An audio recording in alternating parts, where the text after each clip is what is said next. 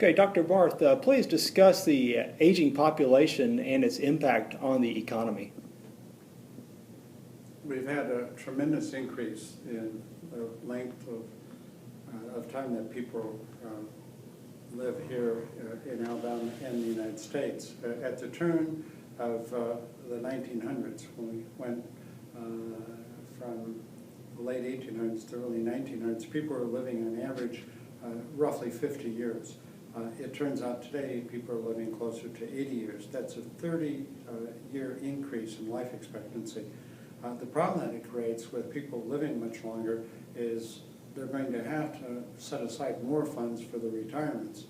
And what happens is that people typically work maybe 50 years or so, then they want to retire, and if they're going to retire for 20, 30 years or even longer, it's going to take a lot of money to support those retirement years. And unfortunately, our Social Security system is going to be bankrupt in the not too distant future if we don't do something about it. And that means even if we do something, Social Security is going to be insufficient to provide the sort of funding that people have become accustomed to and would like to have access to during the retirement years. There's also a problem with the state and local pension funds, private pension funds. Many of them are underfunded, which means unless something is done, there'll be insufficient resources, funding available basically, to fulfill all the contractual agreements that were made to people while they were working during the retirement years. How has the sequester impacted Alabama and its economy? The sequestration issue came up 3 months ago, and at the time, the Congress and the President failed to reach an agreement, so there were automatically put into place $85 billion in cuts, across the board cuts, except for entitlement spending, the spending that is required by law. But all the discretionary spending was cut by $85 billion in fiscal year 2013. Its impact has been relatively minor nationwide. It's had some impact in Alabama, but not a major impact because, again, $85 billion is a relatively small dollar amount when you're talking about a federal budget in which spending is $2.8 trillion. But nonetheless, having said that, it turns out that any money that's lost to Alabama obviously hurts some people, some businesses, and that's not good. You told the county commissioners that you are a fan of sales tax and not a fan on tax on income. Why is that?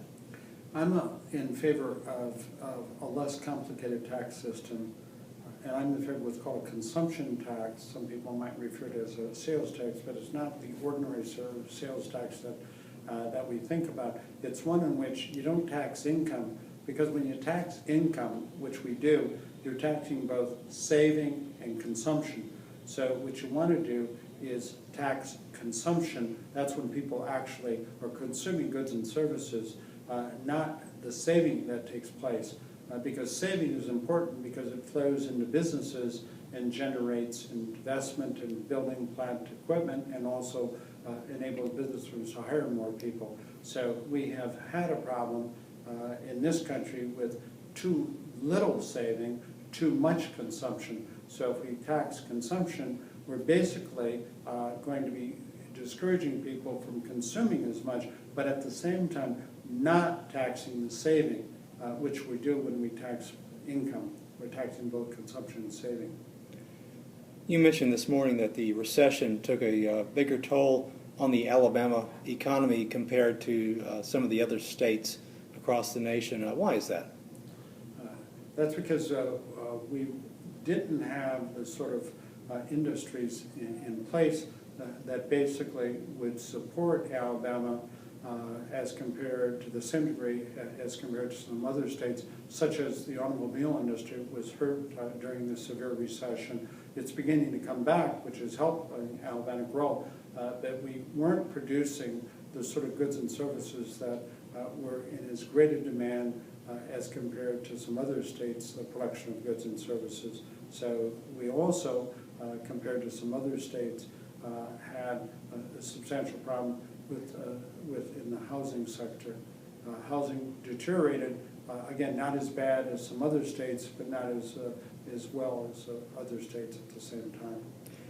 You put a special emphasis this morning on human capital in regards to education and health. If you don't mind, expand on that.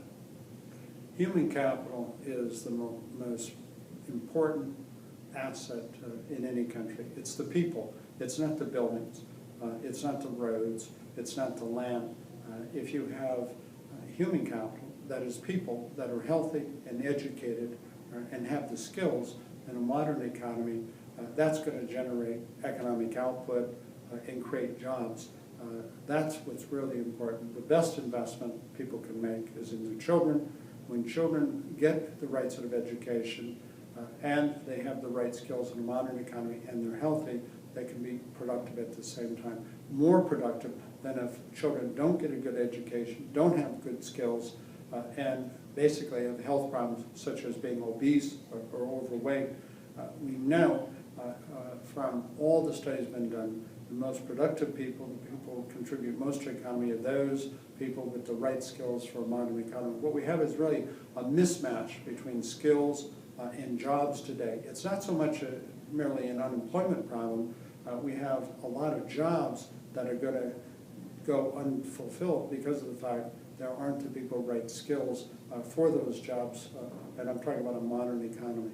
So it's people basically, not buildings. Buildings are useless without people who know how to use the buildings and how to produce goods and services within those buildings. Thank you very much.